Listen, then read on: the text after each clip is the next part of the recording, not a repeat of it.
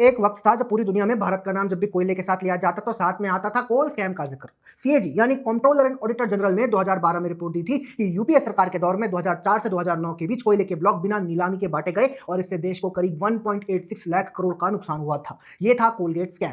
लेकिन आज 2026 में वही भारत लगातार दूसरे साल 1 अरब टन कोयला खुद निकाल रहा है। तो सवाल यह है, यह बदलाव कैसे आया? कोलगेट क्या था और पहले की परिस्थिति क्या रही? जब हम ये समझेंगे तभी असली बदलाव दिखेगा।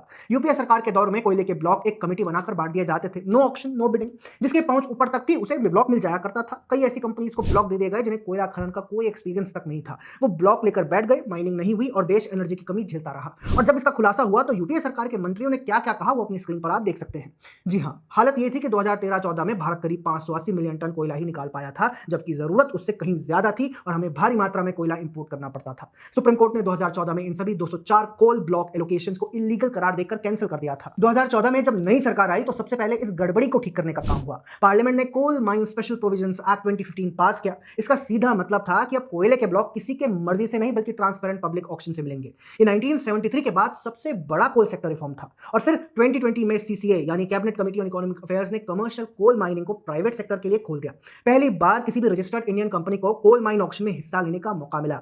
सीआईएल की मोनोपोली टूटी, कंपटीशन आया और प्रोडक्शन बढ़ना शुरू हुआ।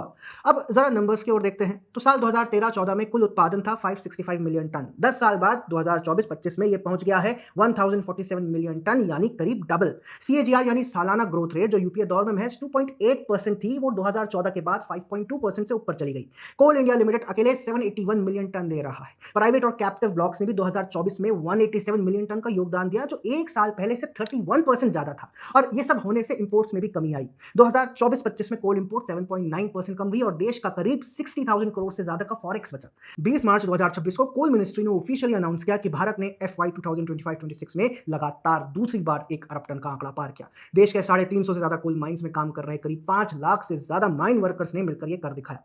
इससे थर्मल पावर प्लांट्स को रिकॉर्ड कोल इन्वेंट्री मिली और देश में बिजली की कोई कमी नहीं आई, चाहे गर्मियों का पीक डिमांड का वक्त हो या वेस्ट एशिया क्राइसिस की वजह से ग्लोबल एनर्जी मार्केट में कितनी भी उठापटक हो। तो दोस्तों, ये सिर्फ कोयले की कहानी नहीं है, ये एक देश की कहानी है जो स्कैम से निकलकर सेल्फ रिलायंस की तरफ बढ़ा। कोलगेट का दाग था, सुप्रीम कोर्ट ने ब्लॉक्स कैंसिल किए, फिर ट्रांसपेरेंट ऑक्शन सिस्टम लाया गया, प्राइवेट सेक्टर आया, कंपटीशन बढ़ा, प्रोडक्शन बढ़ा और आज हम 1 अरब टन के माइलस्टोन को दूसरी बार पार कर रहे हैं। सरकार का अगला टारगेट है 2029-30 तक 1.5 अरब टन। अगर ये रफ्तार बनी रही तो वो दिन भी दूर नहीं।